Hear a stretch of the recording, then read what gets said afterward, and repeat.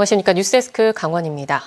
지난해 국보로 승격한 삼척 죽서로에서 아름다운 불빛과 함께 국가유산을 즐길 수 있는 야행이 내일부터 시작됩니다. 전국적인 커피 명소인 강릉에서는 커피 축제가 오늘부터 시작됐고 태백에서는 도시재생 축제가 열립니다. 조규환 기자입니다. 관동 8경 제1경이자 국보인 삼척 죽서루. 50천 절벽 위에 세워진 누각과 아름다운 불빛이 어우러져 화려함을 뽐냅니다. 뒤뜰 정원에도 오색 불빛이 더해져 가을밤의 정취를 한층 자아냅니다. 죽서루 인근 골목마다 청사 초롱이 켜져 걷는 이들의 마음을 설레게 합니다. 강릉에 이어 삼척에서도 문화유산 야행이 처음으로 열립니다. 본행사 첫날인 내일 저녁 삼척 도부사 부임 행차 재연에 이어 개막식과 축하 공연이 열립니다.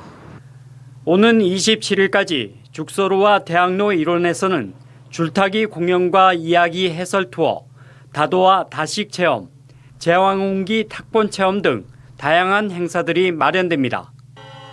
이승유 사생대회와 백일장, 죽서루 사진전, 주막거리와 야시장, 플리마켓 등 참여 행사들도 다채롭습니다. 새내기 국보로 지정된 죽서루를 낮에만 즐기는 게 아니라 밤에 함께 즐김으로 인해서 보다 나은 문화유산의 가치를 알리고 강릉에서는 올해로 16회를 맞는 커피 축제가 시작돼 커피 명소인 안목해변이 드넓은 커피숍으로 변했습니다. 향긋한 커피 냄새와 풍성한 디저트가 곳곳에서 관광객들을 유혹합니다. 관광객들은 금방 내린 커피를 줄지어 기다렸다 시음하고 푹신한 의자에도 앉아 바다를 보며 진한 커피향과 여유를 즐깁니다. 바다 앞에서 이렇게 빈백도 갖다 놓고 바람도 맞으면서 즐길 수 있는데 오히려 더 자연과 함께하는 느낌이라서 더 이색적이고 좋은 것 같습니다. 태백에서는 옛 정치와 문화를 느낄 수 있는 도시재생축제 빛나는 황지로가 내일부터 사흘간 열려 짙어가는 가을의 먹과 맛을 선사할 것으로 보입니다. MBC 뉴스 조규환입니다. 올 시즌 각 팀별로 4게임만 남겨놓은 K리그의 우승 경쟁이 더욱 치열해지고 있습니다. 리그 2위에 오른 강원FC가 우승하려면 앞으로 만날 3위 김천, 1위 울산과의 맞대결이 중요한데요. 강원의 윤정환 감독은 2년 연속 우승한 울산현대의 왕권을 무너뜨리겠다며 선두 탈환에 강한 의지를 드러냈습니다. 이준호 기자입니다. 지난 20일 파이널 라운드 첫 경기에서 수비수 김영빈의 헤더골로 서울의 1대0으로 승리한 강원FC. 강원FC의 다음 상대는 올 시즌 1승 1패로 열세를 보였던 김천 상무입니다. 이번 대결에서 질 경우 강원은 리그 2위를 김천에 뺏기는 반면 이길 경우 우승에 바짝 다가가게 됩니다. 강원이 이곳 강릉홈에서 승리를 거두려면 리그에서 실점이 두 번째로 적은 김천의 강한 반패를 뚫어야 합니다. 선수들은 낮고 빠른 패스를 주고받는 연습을 하며 공격력을 끌어올립니다. 강원 공격의 핵심 양민혁 선수는 김천의 2골 차로 이길 것 같다며 자신감이 넘쳤습니다. 목표는 일단 실점을 하지 않으면 지지 않기 때문에 무실점을 가져가서 저는 2대0 좀 예상하는 것 같습니다. 김천 상무전을 마치면 3경기를 남기는 강원이 우승 경쟁을 하기 위한 최대 분수령은 다음 달 1일 선두 울산과의 원정 경기입니다.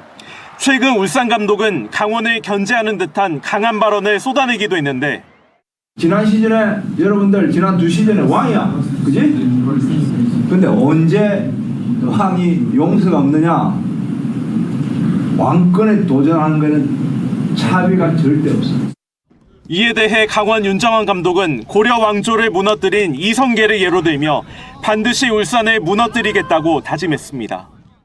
그분이 그렇게 생각하면 저희는 이성계라든지 조금 반역을 한다든지 뭔가 넘볼 수 있는 그런 거를 조금 생각을 좀 해본 적이 있습니다.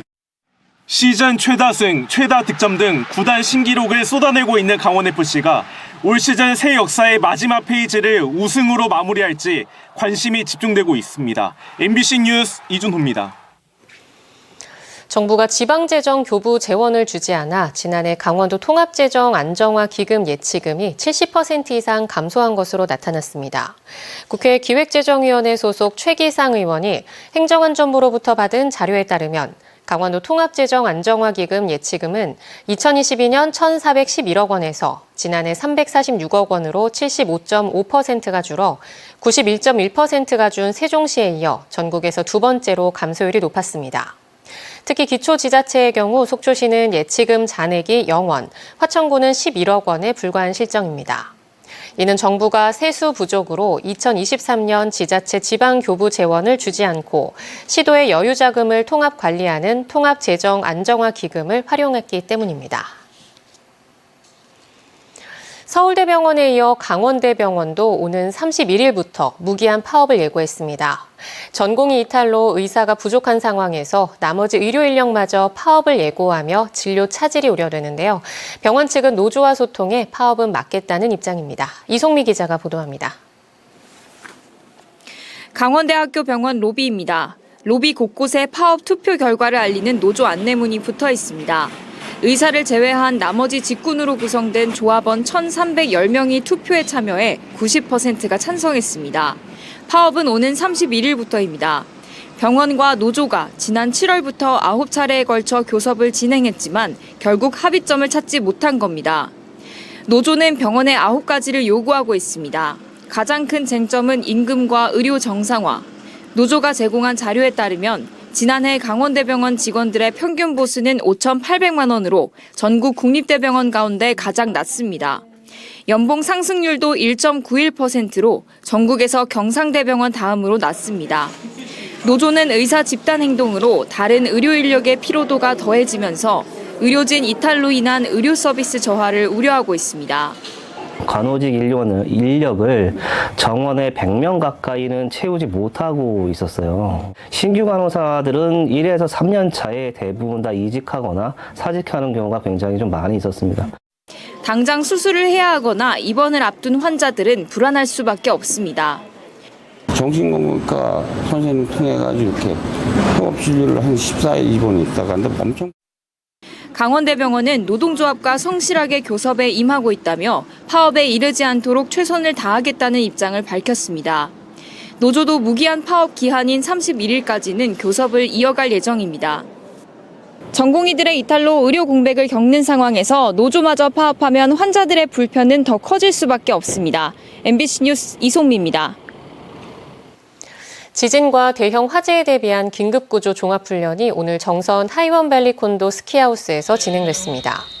이번 훈련은 지진 발생을 가정해 액화 천연가스 시설 폭발과 건물 붕괴 등의 재난 상황에서 인명대피와 초기 대응을 연습하기 위해 마련됐습니다.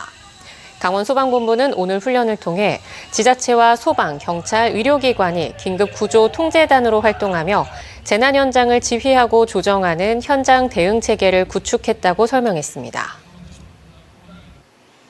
오는 12월 삼척 포항 간 동해선 철도 개통을 앞두고 삼척시가 주변 연계 관광 프로그램 개발에 힘쓰고 있습니다. 삼척시는 삼척 포항 간 철도 개통으로 근덕 매원과 임원, 원덕, 삼척에 정거장을 갖춘 역시설을 조성함에 따라 관광문화재단과 함께 1박 2일 일정의 사계절 관광 프로그램을 개발할 예정입니다. 또 새로운 관광 수요자로 떠오르고 있는 5060 은퇴자들을 위한 관광상품 개발도 검토하고 있습니다. 동해시의회가 진통 끝에 의장단 선출을 마치고 후반기 개원식을 열었습니다. 동해시의회는 그동안 여야 간 힘겨루기로 후반기 원구성이 3차례 무산됐다. 지난달 말 민귀희 의장, 최희순 부의장을 선출했으며 오늘 후반기 개원식을 열고 원구성이 늦어진 데 사과하고 동해시의회 의원 윤리강령을 낭독하며 시민을 위한 의회가 되도록 최선을 다하겠다고 밝혔습니다. 이어서 열린 제347회 동해시의회 임시회에서는 예산결산 특별위원회, 행정사무감사 특별위원회, 윤리특별위원회를 열고 1년 임기로 특위별 위원장과 간사를 선임했습니다. 2024 한국 ITS 학회 추계 학술대회가 오늘부터 오는 26일까지 강릉에서 열립니다. ITS 하나 되는 세계라는 주제로 열리는 이번 학술대회에는 ITS와 모빌리티 관련 기관, 기업, 교수, 연구원 등 700여 명이 참석해 전체 51개 세션에서 지자체의 ITS 구축 성과와 앞으로의 발전 방향, AI 데이터를 활용한 운송 안전 향상 기술, 자율주행 순찰 서비스 등의 다양한 최신 기술과 동향에 대해 논의합니다. 강릉시는 2년 앞으로 다가온 ITS 강릉 세계총회 홍보 부스를 별도로 설치해 운영할 예정입니다. 오늘 오후 4시 반쯤 강릉시 사천해수욕장에서 멸종위기종 푸른바다 거북이 죽은 채 발견됐습니다.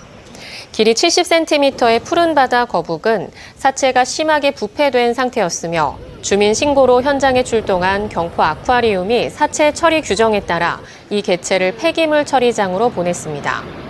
국립해양생물자원관에 따르면 멸종위기 생물인 푸른바다 거북은 열대와 아열대 해역에 주로 서식하는데 우리나라에서 폐사체가 연간 20마리가량 발견되고 있습니다. 강원도 장애인체육회 선수단이 내일부터 엿새 동안 경상남도 일원에서 열리는 제44회 전국장애인체육대회에 참가합니다.